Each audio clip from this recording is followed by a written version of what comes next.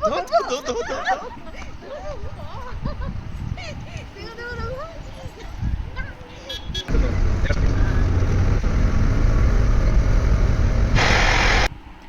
বন্ধুরা, আমি শিপ্রা এসে গেছি একটা ছোট্ট মিনি ব্লগ নিয়ে তোমাদের সামনে। তো আগের সিনগুলো দেখে নিশ্চয়ই বুঝতে পেরেছো আমি কোথাও পাহাড়ে গিয়েছি। তো হ্যাঁ, এটা সত্যি, আমি পাহাড়ে কদিন হলো, রিসেন্ট 2 দিন হলো আমি পাহাড়ে গিয়েছিলাম। তো সেটার ভিডিও তোমাদের সামনে তুলে ধরলাম। সাডেনলি আমাদের প্ল্যান হয়েছে, তাই আমরা ট্রেনের টিকিট কাটতে পারিনি, তাই আমরা ভলভো বাসে করে গিয়েছি। আর কৃষ্ণনগর থেকে আমরা বাসে চাপলাম। আমাদের ভলভো বাসের টিকিট ছিল 1400 টাকা করে, এসি বাস ছিল।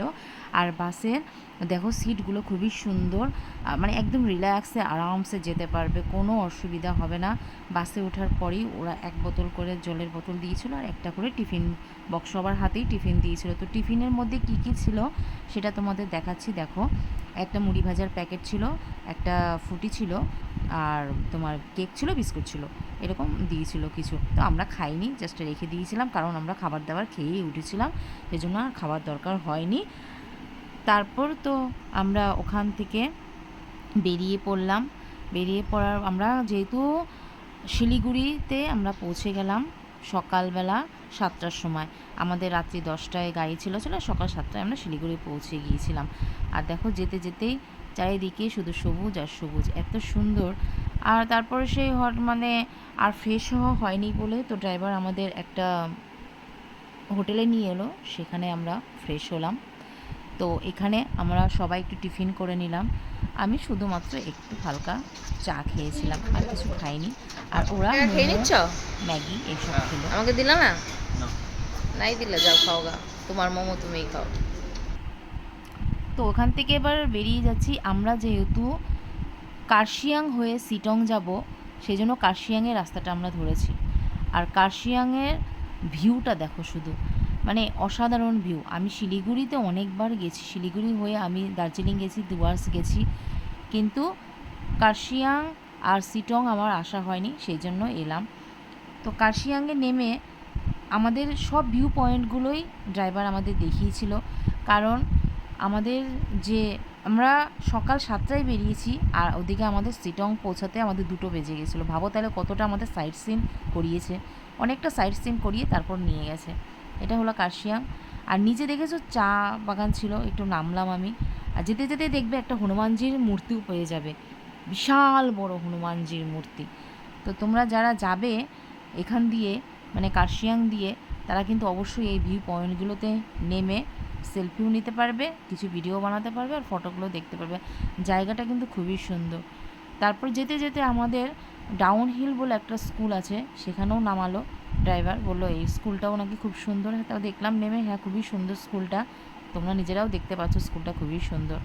ওখানে প্লেগ্রাউন্ডে বাচ্চারা দেখলাম খেলাধুলা করছিল। আর এই জায়গাটা নাকি বলছে হন্টেড প্লেস, জানি না আদৌ সত্যি কিনা। গাছগুলো দেখো কেমন হন্টেড হন্টেড ব্যাপার, আমার তো দেখেই একটা কীরকম। আর চারিদিকে না ঝিঝি পোকা ঝিঝি ঝিঝি ঝিঝি করছে, একটা ব্যাপারটা কেমন একটা সত্যি ঝিঝি, মানে একটা ভয়ঙ্কর টাইপের ব্যাপার। রাত্রেবেলা জানি না কেমন লাগবে, দিনের বেলায় ঠিকই ছিল, অতটা ভয় পাইনি। और क्या क्या है यहाँ पे? वेलकम टू अच्छा वीकेंड बेक। अच्छा, ठीक है, ओके आ रही हूँ। जरूर आएगा। हाँ हाँ इधर से एकदम इधर से sure। सीधा का रास्ता हाँ है, हाँ ठीक है। आ रही हूँ।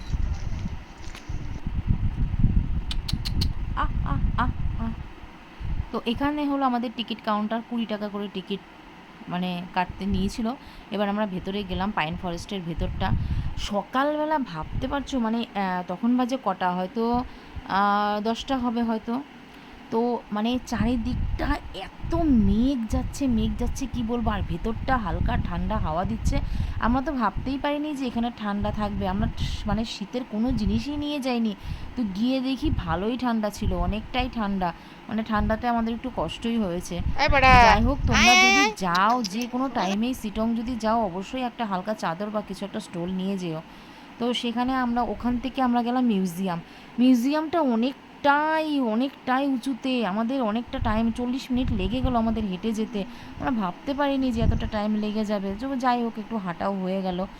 তো তারপরে যখন মিউজিয়াম থেকে আসার পথে হালকা বৃষ্টি নেমে গেল, কখনো মেঘ কখনো বৃষ্টি, এই তো ওয়েদার পাহাড়ের জানাই সবাই। তো ওইখান থেকে আমরা একটা গাড়ি পেলাম, গাড়ি আমাদের ফালতু আবার 200 টাকা আমাদের লেগে গেল। কত দেরি আমরা আবার নিচে নামলাম, কারণ আমাদের ড্রাইভার নিচেই ছিল। ড্রাইভার সাহেব আমাদের বললো যে আমাদের এখন কল করে দিতে পারতেন, আমি নিয়ে আসতাম আপনাদেরকে। এটাই আমাদের ভুল হয়ে গেছে। যাই হোক, যেটা হয়ে গেছে তো হয়ে গেছে, কিছু করার নেই। এবার আমরা যাচ্ছি সিটংয়ের উদ্দেশ্যে। সিটংয়ের রাস্তা কিন্তু খুবই খারাপ, খুবই খারাপ, একদম খারাপ রাস্তা, চারিদিকে শুধু খেতি আর খেতি। উনি বলছে দেখো এগুলো আমাদের সব সময় আমাদের এখানে চাষ হয়, মূলো চাষ, গাজর চাষ, অরেঞ্জ চাষ, সব দেখালো আমাদের। লোকটা খুবই ভালো ছিল আমাদের ড্রাইভারটা। তো অলরেডি আমরা পৌঁছে গেছি সিটং। দেখো আমাদের হোমস্টেটা, এটা আমাদের হোমস্টে ছিল, খুবই সুন্দর চারিদিকটা। মানে যারা নিরিবিলি পছন্দ করো তাদের জন্য তো খুবই ভালো, আমি মনে করবো দুদিনের জন্য এসে খুবই এনজয় করতে পারবে। তো চলো বাই, টাটা। কেমন লাগলো অবশ্যই জানিও কমেন্টে। আর আমার নেক্সট ব্লগ সিটং নিয়ে তোমাদের দেখাবো। এটা আমি কার্শিয়াংটা দেখালাম। তো ভিডিওটা যদি ভালো লাগে অবশ্যই কিন্তু লাইক, শেয়ার, সাবস্ক্রাইব করতে ভুলবে না। টাটা।